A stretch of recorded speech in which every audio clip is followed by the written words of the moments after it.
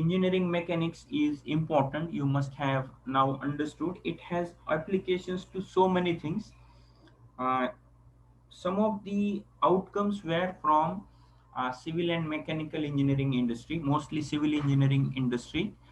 As far as statics is concerned, it is about equilibrium of forces. Okay, it means there are number of forces acting on an object, and that object is still in equilibrium.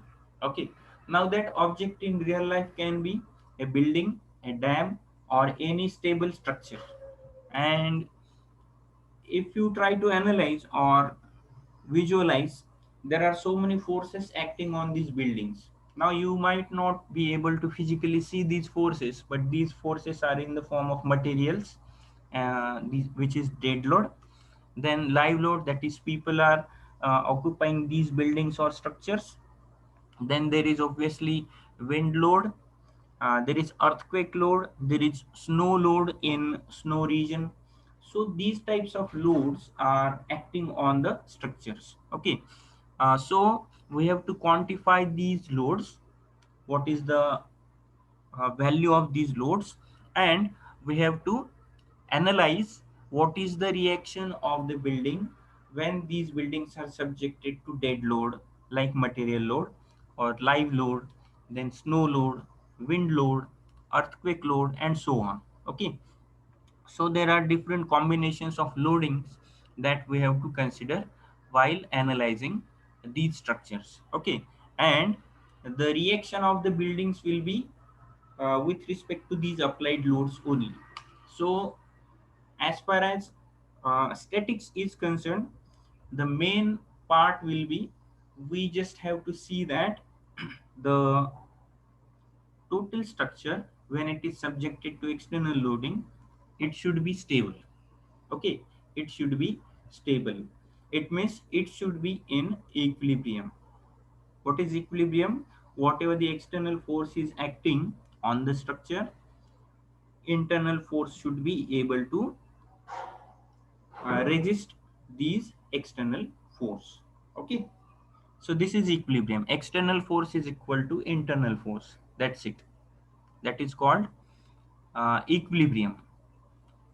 So our first unit of engineering mechanics is force systems and centroid. So there are systems of coplanar forces. In this you will be studying classification of force systems, principle of transmissibility, composition and resolution of forces, and so on. So first unit, it should be covered in 9 hours, and there are 2 hours for this first part of first unit. Second part is resultant. This is very big part. Okay, there will be a lot of applications from resultant part of this unit, and a lot of applications you will be able to study. Okay, so for many students these concepts might be new, and you will have to understand them very thoroughly, and you will have to do a lot of practice. As far as subject of engineering mechanics is concerned, you will have to solve numerous problems, then only you will be able to understand this concept of uh, system of forces or dynamics part, anything, because there is not a single application. Okay, it is not limited to only one or two applications, there are numerous applications, and each time you might face a new type of problem, but the concept will be same. Okay, so practice is very much important in such subjects. I hope I am audible to all of you and you are listening to all this. Hello. Yes, sir. Yes, sir. If at all there is any problem, you can interrupt me in time. Okay, or you can share your messages also through the chat box. Okay, last part of first unit is centroid. In this you will have to study first moment of area, centroid of composite plane, laminas, and so on. So there are very deep applications, and in depth you will have to study engineering mechanics. So a lot of new things you will be studying here, and you have to be ready and be alert for each and every lecture. Okay, because if you miss one lecture, second lecture will be continuity of first lecture. So do not miss any lecture, any concept. Even if you have come across these concepts, some of the concepts in 11th and 12th standard, all the same, you attend all the lectures sincerely, study them properly, and go ahead with this knowledge. It will be definitely beneficial for all of you, especially civil, mechanical, and automobile engineering students.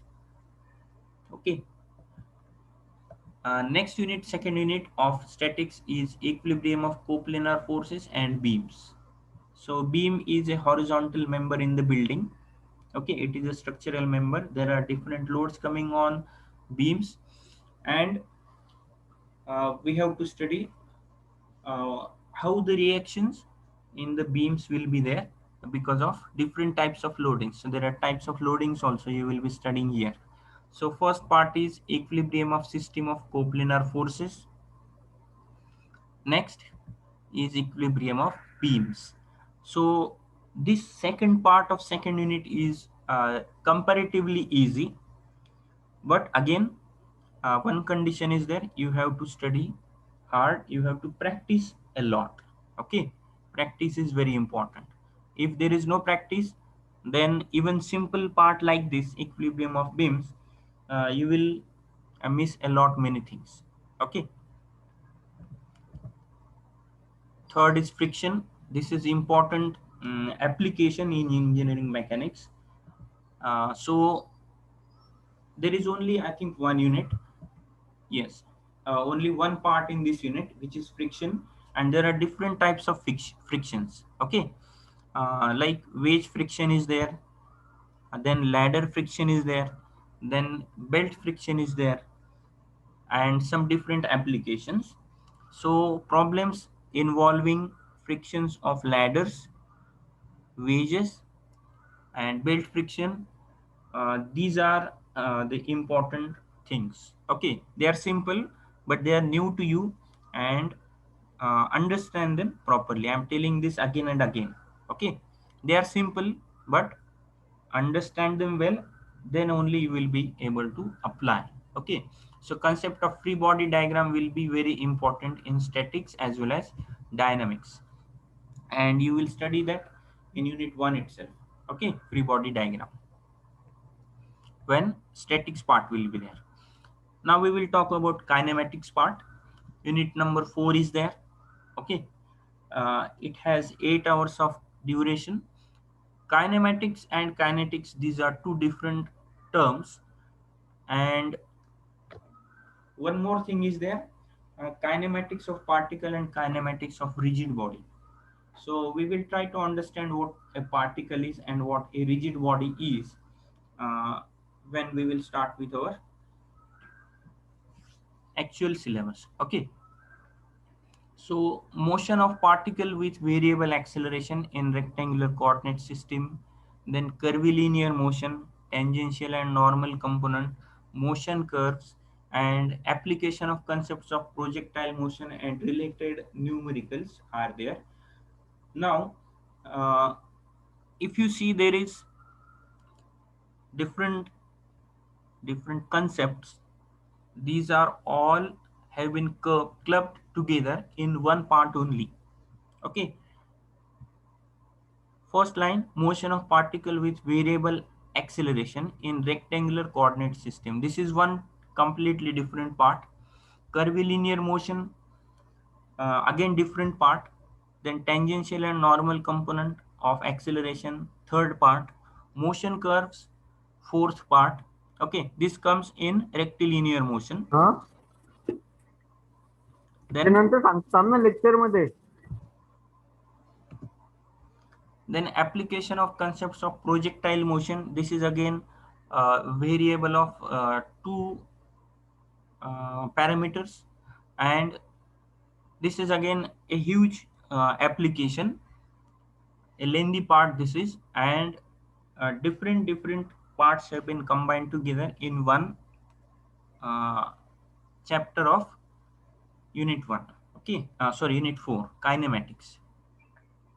So this is very huge part and very important part, and it will be very time consuming because there are different things, different concepts, and each concept will require at least half an hour to introduce it to you, to explain it to you, and then solve the problems. Okay, so at least 2 to 3 lectures per concept will be required for practice.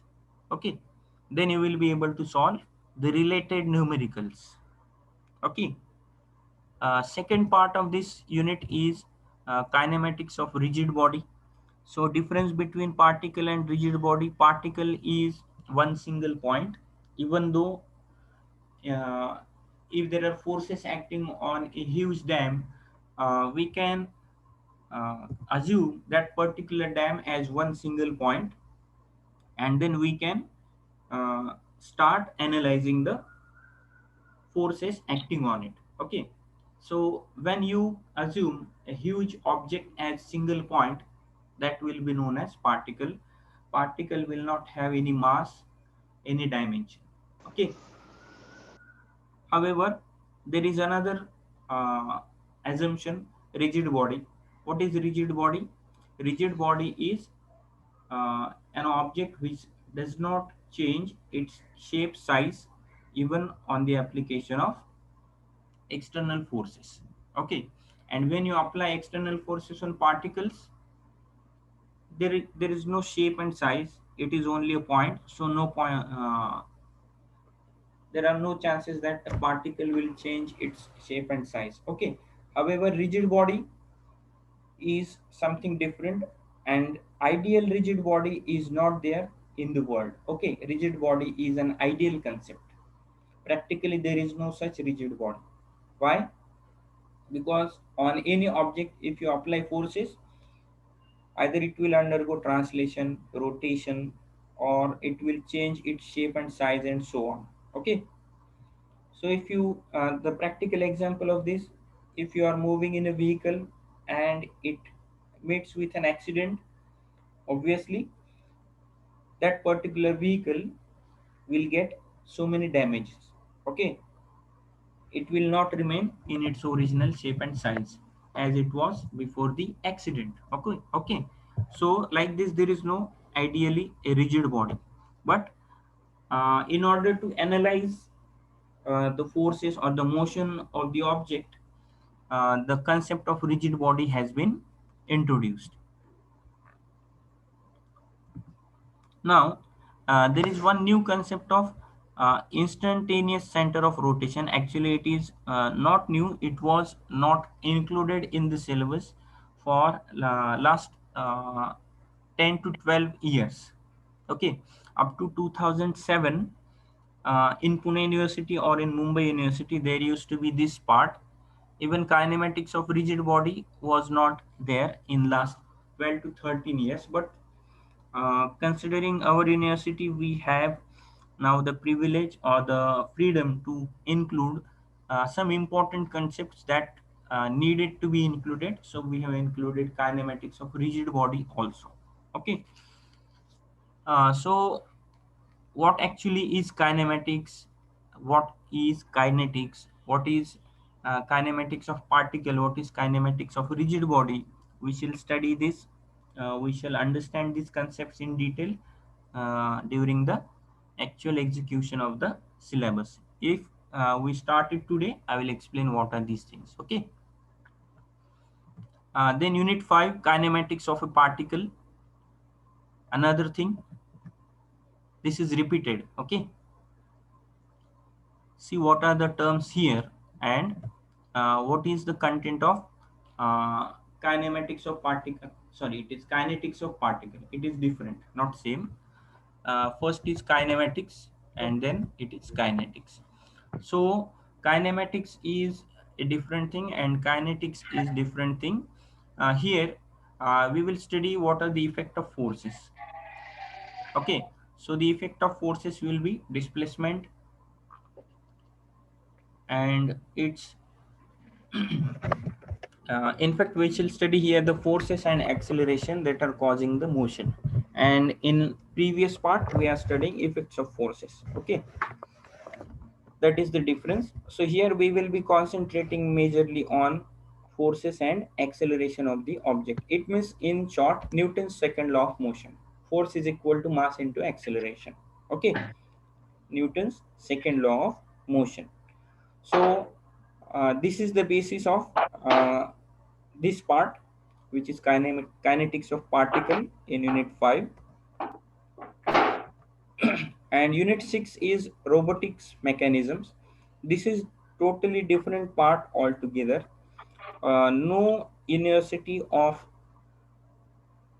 any state, whether it is private or government university, it has not included this particular part in engineering mechanics.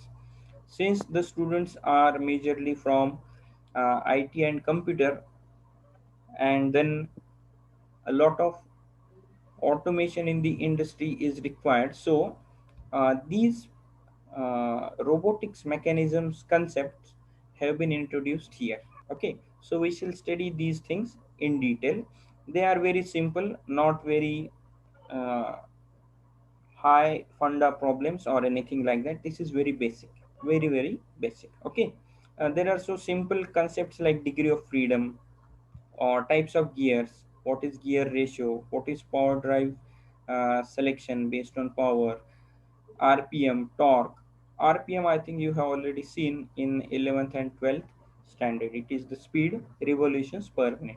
Okay, so this is overall the syllabus for engineering mechanics subject. Okay, there are some standard textbooks and reference books also available with you. Uh, there are some links that already have been given to you. You can use those download links and see that you are making these things available with you. If these books are not available with you, please let me know.